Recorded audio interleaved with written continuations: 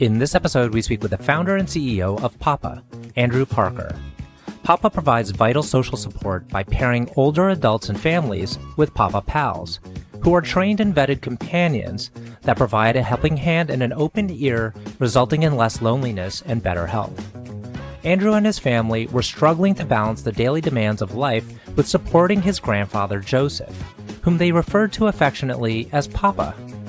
Founded in 2017 and headquartered in Miami, Papa is a manifestation of Andrew's vision of a world where no one has to go it alone. Before Papa, Andrew was VP of Health Systems at MDLIVE, a leading provider of virtual healthcare services in the US. Papa is backed by Softbank, Tiger Global, Comcast Ventures, and other notable investors. I'm your host, RJ Lumba. We hope you enjoy the show. If you like the episode, click to follow. Andrew, great to chat with you today. Thanks so much for taking the time. Thanks for having me. So very excited to talk to you about Papa because you're solving a problem that so many people face, whether it's they themselves or their family members. Tell us about the problem Papa solves. So Papa is an end-to-end human connection platform. I started the company originally to help my grandfather, my Papa, hence where the name came from. And I thought Papa doesn't need a professional home service or home care service or home health service or nurse. Frankly, he needs me, but I'm busy doing my own life and working. And so I thought, can I find someone similar to me to help him? And we came up with the concept to pair older adults with what we call Papa Pals. And today, Papa is a national network of tech-enabled companions that we call Pals that are available in all 50 states. And in 2023, we did almost 1.5 million visits across the US. And tell us a little bit more about how you match people, because I can see how maybe there's, someone who desiring companionship, but they're picky. Don't just send anyone to my house, right? Like send someone that I actually want to hang out with, and then vice versa on the other end. So how does it actually happen? So it actually all starts off with choosing the right pal. And so we have a very strict onboarding process. It includes virtual AI chat-based interviews, very thorough background checks, ID verification, uploading of their profile, their car, motor vehicle record. So the first thing we try to do is look for what we call the pal kind of mold. This is a caring, friendly, mission-oriented individual. 80% of our pals are women. A good majority of them have healthcare experience, either professional or personal. Actually, most of them are what we call former family caregivers. And their average age is between 30 and 40 years old of age, which is a far enhancement from where we originally came, which was typically college students. So first and foremost, you want to choose the right pal. And we actually found that by choosing the right pal, the matching becomes much easier. But then, of course, there's preferences on both sides, as you mentioned. And so the pals actually in their area open up the app and can review profiles of members based on their background, their interests, and their things that they're looking to do at that day. For example, maybe some pals are better with telehealth or digital health, or some pals are more interested in driving, or some pals are just more interested in helping in the house or providing companionship conversation.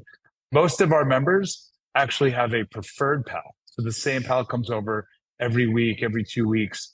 Usually about 95% of the time, the first person you choose, if you do choose a preferred pal, becomes your preferred pal. And that has a lot to do with what I mentioned, which was choosing the right pal.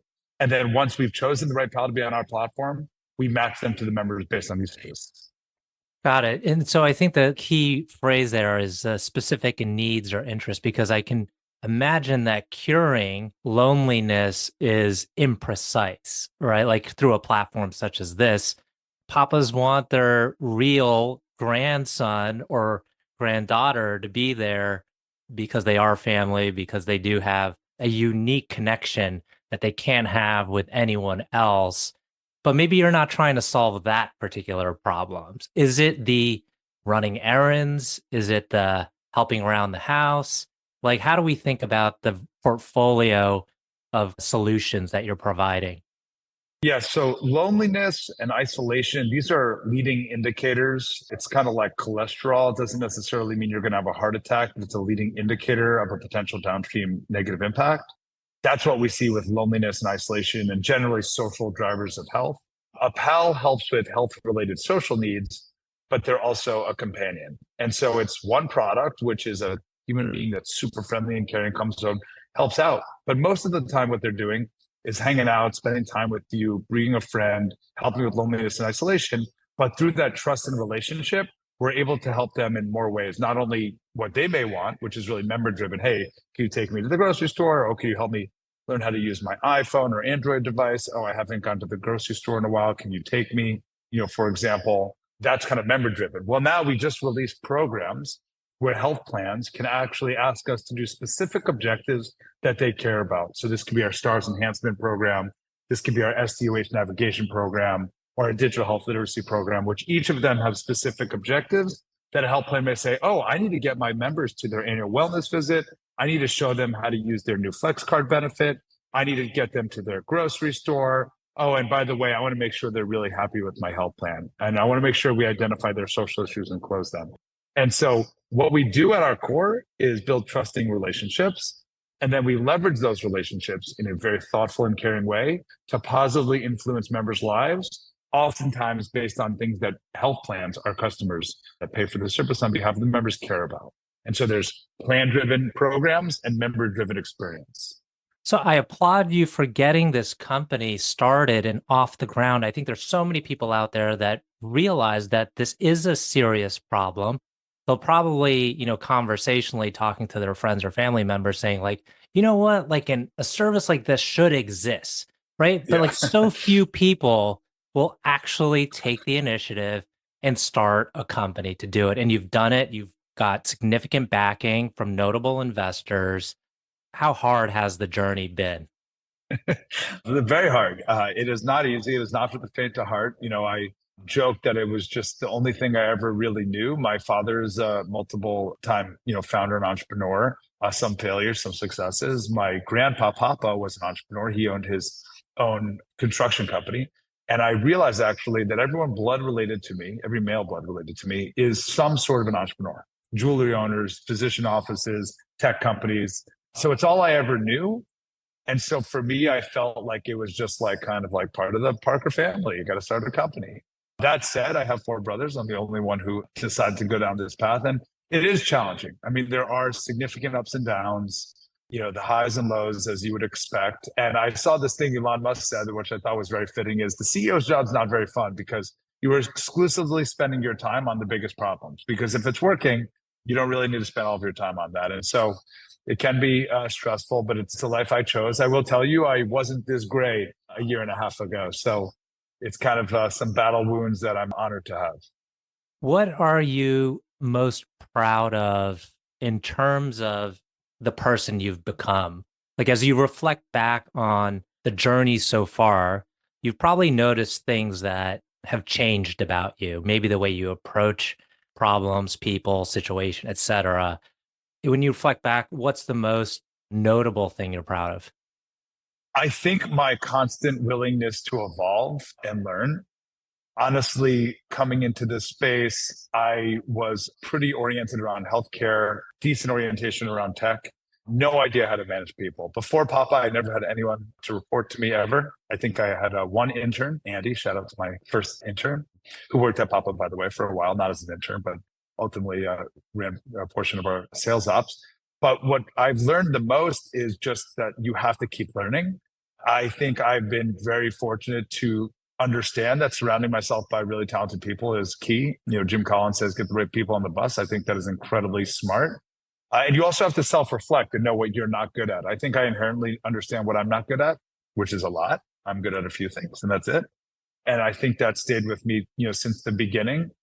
The thing I'm most proud of is that I've maintained myself. I still feel like a goofy Andrew that I have been since I'm little. My brother jokingly said, Andrew was always, he used the word weird. Andrew was weird his whole life and not being weird is cool. So Andrew is cool. So for me, that I think is something that I'm proud of is throughout this journey, I try to remain myself and just continue to learn.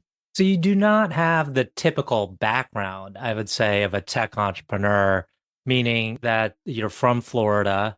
That alone is crazy. You didn't go to, I'd say, one of the tech-heavy schools that are popular, like, say, Stanford or MIT.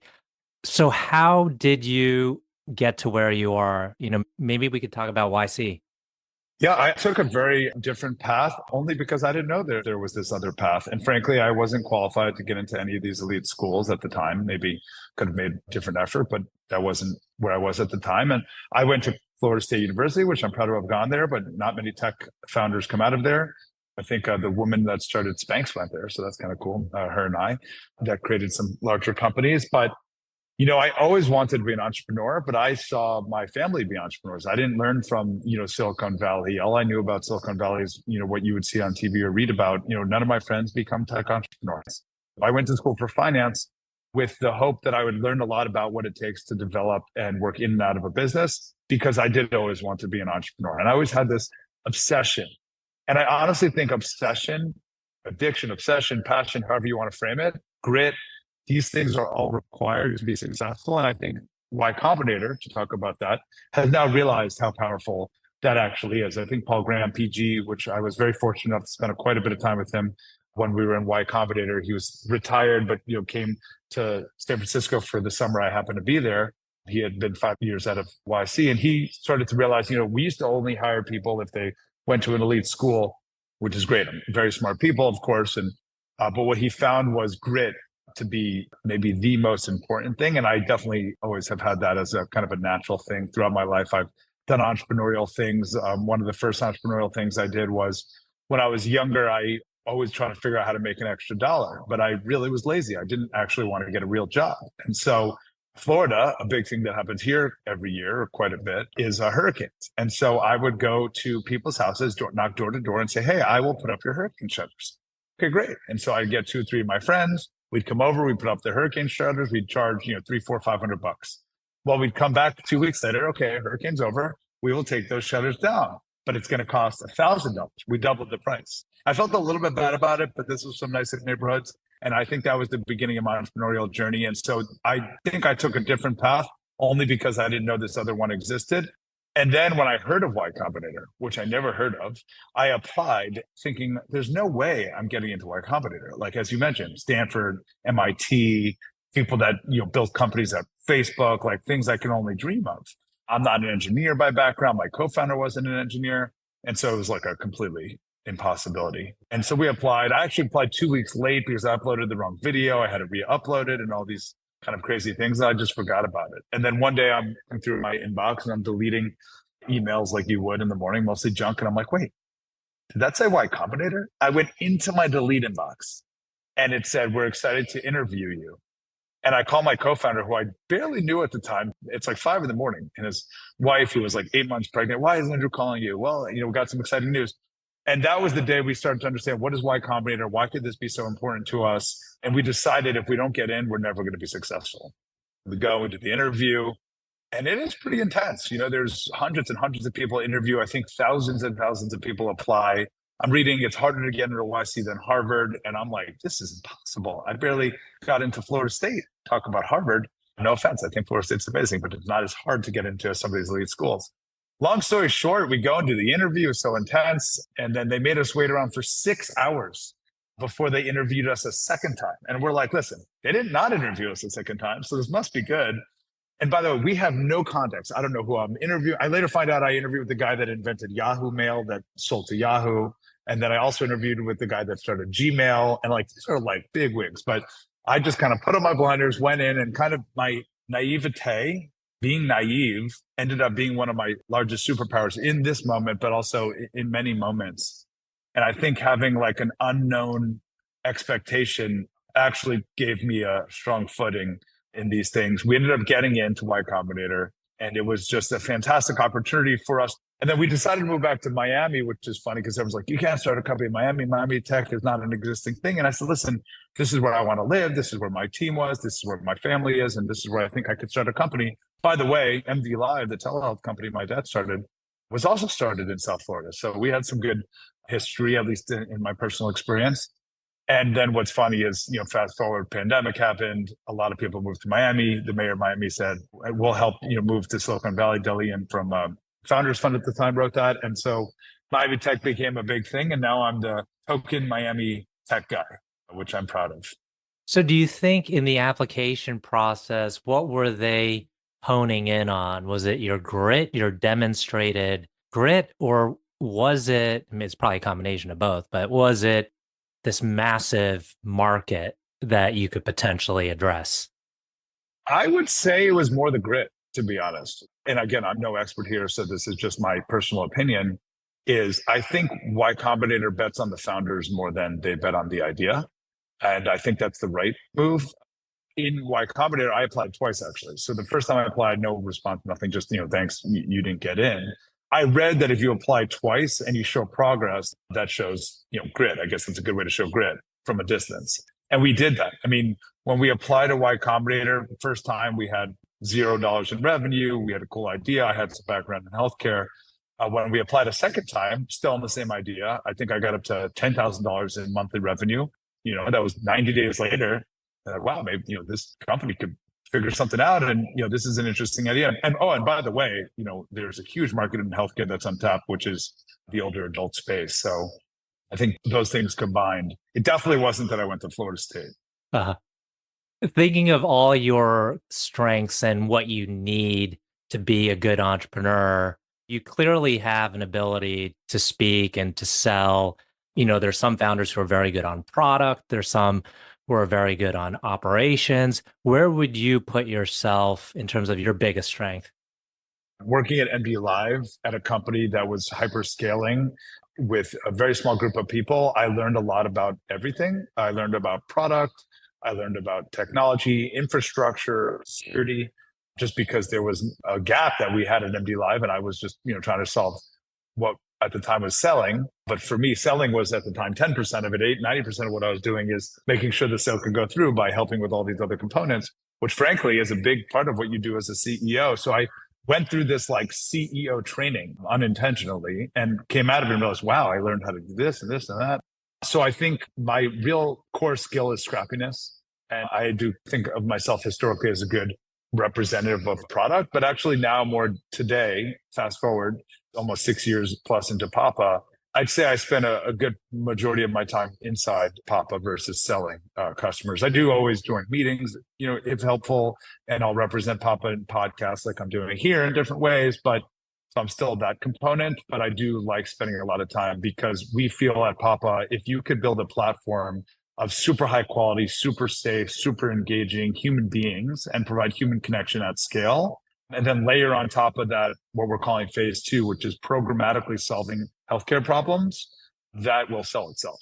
And we maybe don't need to be selling so much, in the traditional sense. So we want to be more consultative with our clients, understand their needs. So it's spanned, but definitely to be a CEO, I think it is required mostly to represent your product, tell the story about your product, engage both the outside world and maybe even more importantly, and probably more importantly, the inside world, which is really your team and people. Because when it comes down to this is people, building things for other people. And so to be able to engage those and get them to join this pretty tough journey. It's not just tough for me, it's tough for everyone at Papa to help the world, but we're very proud of what we're doing. So we're running up on time. I have two final questions, but before I ask that one, I'd like to touch on one aspect is that you've brought in significant capital from great investors. There might be other entrepreneurs out there that are contemplating raising more capital or maybe diversifying out their shareholder base. What's been kind of the nice benefits of some of the investors that are backing you? Choosing the right people is so critical. This is so hard. And if you forget about Papa, what's happened in the world the last few years is intense. The pandemic, the economy, the world wars, to name a few. So it's pretty crazy. And so just people that you can trust and can talk to you through these things and these moments. And, I think they say like the road to the top is a squiggly line. I think that's generally true. We may from the outside think things look better or worse than they are, but no matter what, everyone has their own journey. And so I think choosing right investors is critical. And, you can't always know like what is someone going to do in these situations later on. So you've got to have a proxy for those things. That's one. And also having different perspectives, because you're going to get a lot of views and probably a lot of them are right. A lot of them are wrong. It's not about that necessarily. It's to take that and create your own algorithm and, have an idea of how to go forward and enhance it over time. But we have finance perspective. We have product perspective. We have healthcare perspective. We have kind of general marketplace perspective. We have operational efficiency perspective and then just general strategy. And so I was very thoughtful about selecting these people that when I need help with finance, I call this person. When I need help with operations, I call this person. When I need help with sales, I call that person. And I think that's really, really critical. So choose the right people, have various perspectives, and recognize that they're going to be with you hopefully through ups and downs, and hopefully more ups than downs. But regardless, it's part of the journey. Okay, last two questions. One is, can you tell us about a person who has had a profound influence on you? My dad. My dad has had an incredible influence. Growing up, Dad, don't be offended by this, but he was a tough guy. If you're listening, he probably is. And I think I always wanted to be my dad, to be honest, and just effectively become like 2.0 version of him. It's just cool to have this person that you can talk through all these things with, who's your dad. So, ideally, have that relationship with them, but also had true experience that you're going through. It's not that normal. And I'm very honored to get to have him in my life. Are there some kind of meta pieces of advice that he's given you, or when you speak with him more regularly, is it more tactical? It's generally tactical, and then he'll randomly say things, and he's a funny dude. He'll say, there's 3 rules of business. Don't run out of money, don't run out of money, don't run out of money. So like that type of great advice is helpful, especially as he told me these things before the whole world, more recently started to realize that. I used the joke, we're not that great of an athletic family. My brother was generally athletic, but mostly we're not. My dad didn't teach me how to play football, but he did teach me EBITDA. So some of these like older school methodologies, which are becoming back in vogue. And then tactical. Hey, I want to raise money from them. What do you think about these terms? What do you think about that terms? Hey, I want to go to a health plan since he was in a similar business. How do you think we should structure the deal? Oh, I just talked to this person. And by the way, he was doing the same thing 10 years ago or even longer than that. So he knows them and worked with them. So he may have like very tactical. Oh, if you call Mike, don't do this or do that, So it's just really good having him on my side and having someone that has gone through the emotional components, and he's seen the failures and the successes. So last question. Can you tell us about a charity, cause, or other endeavor that you're passionate about? In general, Alzheimer's. And I think what's interesting about Alzheimer's, and frankly, I need to do a lot more. So I don't feel like I'm the number one charitable person here, so I don't want to take false credit, but I do think that's an area that I would like to dive in more.